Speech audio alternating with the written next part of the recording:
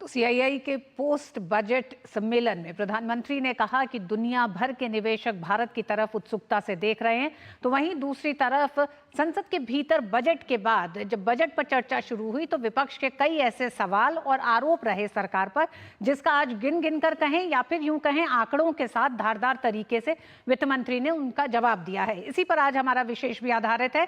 Budget चर्चा, वित्त मंत्री ने आंकड़ों से विपक्ष पर किया पलटवार। दो बड़े ही खास मेहमान हमारे साथ जुड़ रहे हैं। अनिल पद्मनाभन, वरिष्ठ आर्थिक मामलों के पत्रकार। अनिल जी, आपका स्वागत है। हमारे साथ डॉक्टर चरण सिंह, आप सीईओ ईग्रो और एक जाने माने अर्थशास्त्री हैं। डॉक्टर चरण सिंह, आपका भी बहुत बहुत स्वागत है। पहले आपका रुख करेंगे अनिल जी, और सबसे पहले यही जानना चाहेंगे कि आज जिस तरह से हमने 2 दिन की चर्चा में देखा, कई बड़े सवाल उठे और बजट के दिन से ही ये सवाल उठा कि राज्यों की अनदेखी की गई है इस बजट में। यहां से शुरू होकर यात्रा, महंगाई, बेरोजगारी और तमाम तक पहुंची है। आज वित्त मंत्री ने जो जवाब दिया वो देश की क्या तस्वीर सामने रखती है इस बजट के साथ? वित्त मंत्री का जो जवाब है वो एक तरीके से बजट के समीक्षा है। तो उन्होंने जो बजट में ऐलान किया, वो आर्थिक मुद्दे जो देश के सामने रखे, उसी की व्याख्या की उन्होंने, और साथ में जो आलोचना की विपक्ष ने, उसका एक बड़ा कड़ा सा जवाब दिया। मतलब वित्त मंत्री का ये ऐसा रुख हम प्रॉब्ली पहली बार देख रहे हैं संसद में। बड़े आक्रामक तरीके से वो उन्होंने आक्रमण किया विपक्ष पर। और ध्यान रखना चाहिए, इस बजट के ऐलान के बाद बड़े से बड़े विशेषज्ञ इसकी आलोचना नहीं कर पाए, क्योंकि एक दो मुद्दों को छोड़ के ज़्यादातर ये बजट प्रो ग्रोथ और एंटी इन्फ्लेशन है। तो किसी भी तरीके से देखें तो इसमें मतलब ग्रोथ के बड़े संकेत हैं और निवेश के प्रोत्साहन के बड़े बड़े इन्होंने ऐलान भी किए। और सबसे बड़ा मुद्दा था जॉब्स का, जो उन्होंने, उसमें एक बारीकी है, खाली जॉब क्रिएशन ही नहीं, जो कहते हैं ना एम्प्लॉयमेंट और एम्प्लॉयबिलिटी, मतलब स्किल पर भी उन्होंने इस बजट ने काफ़ी मतलब ध्यान दिया है। तो किसी तरीके से देखें, इसकी आलोचना करना आसान नहीं है। और ये सामने हमें विपक्ष का जी की जो आलोचना थी उसमें नज़र आ रहा था, लेकिन उसके बावजूद वित्त मंत्री ने वो एक बहुत ही आक्रामक तरीके से जवाब दिया। और वही उन्होंने उल्लेख किया कि इस बजट का फंडामेंटल मुद्दा है ग्रोथ, लो इन्फ्लेशन, इन्वेस्टमेंट और जॉब्स।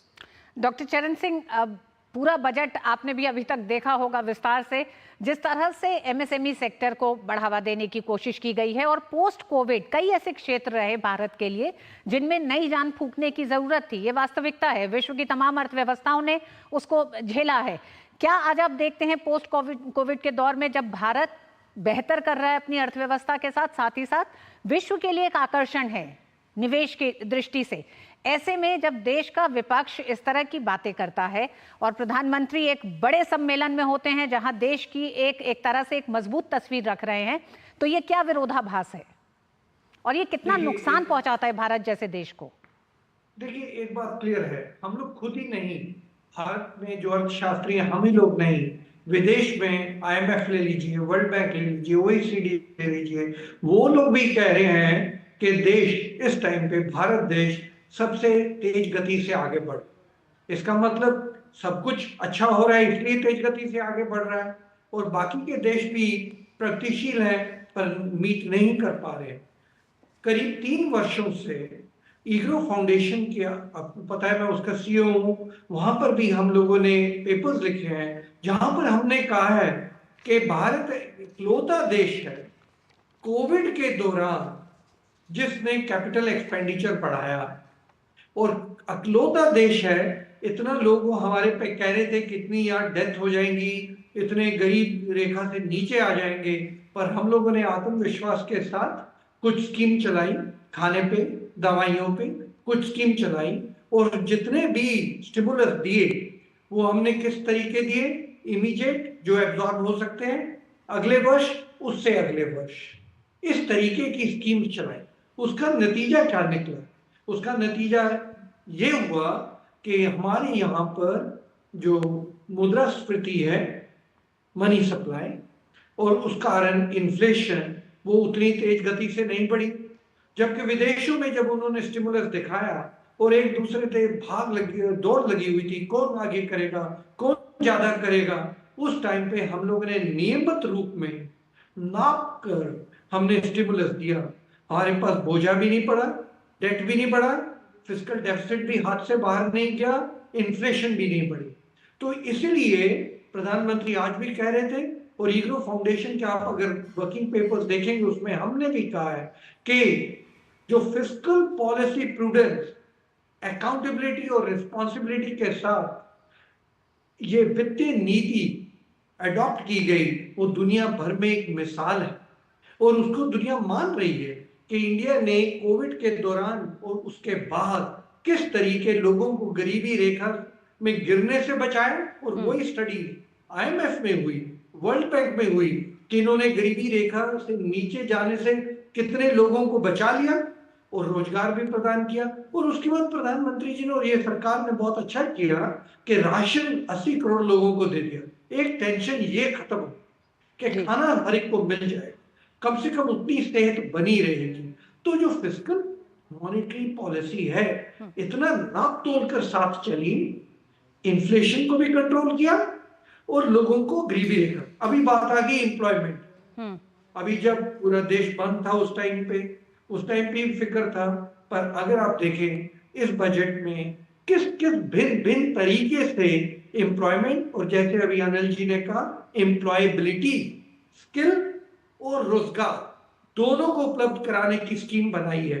जो इनकी स्कीम एम्प्लॉयमेंट की बजट में अनाउंस हुई, जिसमें 500 कंपनियों को साथ मिलाकर, और प्राइवेट सेक्टर को सिग्निफिकेंटली कंट्रीब्यूट करना पड़ेगा एम्प्लॉयमेंट जनरेशन में, वो भी अपनी जिम्मेवारी समझते हैं। तो किस तरीके 500 कंपनियों का सीएसआर यूटिलाइज करके उनको एक किस्म का एनकरेज करके, कुछ को स्टाइपेंड, कुछ को सैलरीज दे के, जिस तरीके एम्प्लॉयमेंट जनरेशन का प्रोग्राम शुरू हो रहा है, वो तो अगेन मैं सोचता हूँ दुनिया भर में एक नई मिसाल है। कैसे पब्लिक प्राइवेट सेक्टर मिलके, कैसे सरकार प्राइवेट सेक्टर को प्रोत्साहन करके एम्प्लॉयमेंट जनरेट करती है। तो उस निगाह से एम्प्लॉयमेंट पे भी अच्छी सॉलिड अटैक हो रही है। जी अनिल जी, बड़े सवाल रोजगार को लेकर ही हैं, और जिस तरह से इस बजट में कई ऐसे प्रावधान किए गए हैं जिसमें रोजगार उपलब्ध कराने के साथ साथ स्किलिंग पे बहुत ज्यादा जोर है, तो क्या आपको लगता है कि जब विपक्ष ये कह रहा है, इन पर सवाल उठा रहा है, अग्निवीर पर अगर राजनीतिक हमले करता है उस पूरे उस पहल को लेकर, तो वहीं उद्योगों पर भी जो सवाल उठा रहा है, क्या ये एक तरह से लॉन्ग टर्म में भारत की अर्थव्यवस्था, भारत की ग्रोथ को एक नुकसान पहुंचाने वाले तमाम ये बड़े आरोप दिख रहे हैं?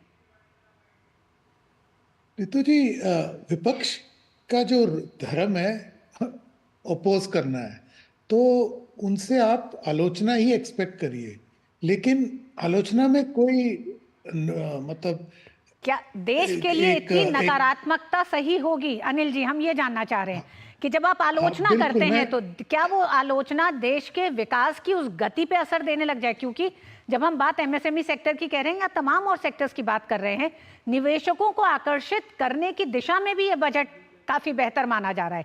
अगर आपके देश में रिफॉर्म्स हो रहे हैं, ग्रोथ हो रही है, तभी निवेशक आकर्षित होंगे। रितु जी, आप जो कह रही है बिल्कुल सही है।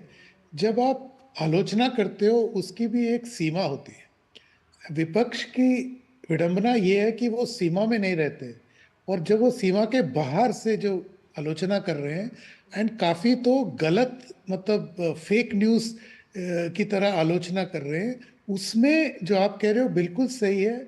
जो दुनिया से देख रहे हैं, जो देश के अंदर से निवेश के इरादे से चल रहे हैं, उन सब में एक तरीके से एक संकोच पैदा किया जा रहा है। तो ये बहुत ही देश की तरफ, देश के हित में नहीं है। मतलब मैं ये कह रहा हूँ कि एक डेमोक्रेसी में आलोचना की एक जगह है, लेकिन आलोचना की सीमा है। जैसे गवर्नेंस की एक सीमा है, हर चीज की एक सीमा है एक लोकतंत्र में। तो उसका आदर करना चाहिए विपक्ष को। मतलब सरकार को कचरे पे लेके आना चाहिए असली मुद्दों पर। जैसे आपने बोला अग्निवीर, आप उठा रहे हो बजट में मुद्दा कि अग्निवीर में पेंशन नहीं दे रहे। ये सभी जानते हैं कि अग्निवीर स्कीम में पेंशन पेंशन नहीं है तो इसमें एलोकेशन होगा ही नहीं। अगर आप उठाएं मुद्दा कि पेंशन दिया जाए तो हम मान सकते हैं। तो आप ऐसे करके एक एक करके देखेंगे तो सारे जो मुद्दे उठाए जा रहे हैं वो बिल्कुल ही फैक्ट्स से रिलेटेड नहीं है। मतलब जैसे मैंने कहा ये आलोचना सीमा के बाहर है। तो इसको विपक्ष को ध्यान रखना होगा। एक लोकतंत्र में अपना एक रोल है, उसको निभाना पड़ेगा और देश का हित हर टाइम सोचना पड़ेगा। जो अंग्रेजी में पीएम अक्सर कहते हैं, इंडिया फर्स्ट। बहुत बहुत धन्यवाद आप दोनों ही मेहमानों का विस्तार से चर्चा करने के लिए।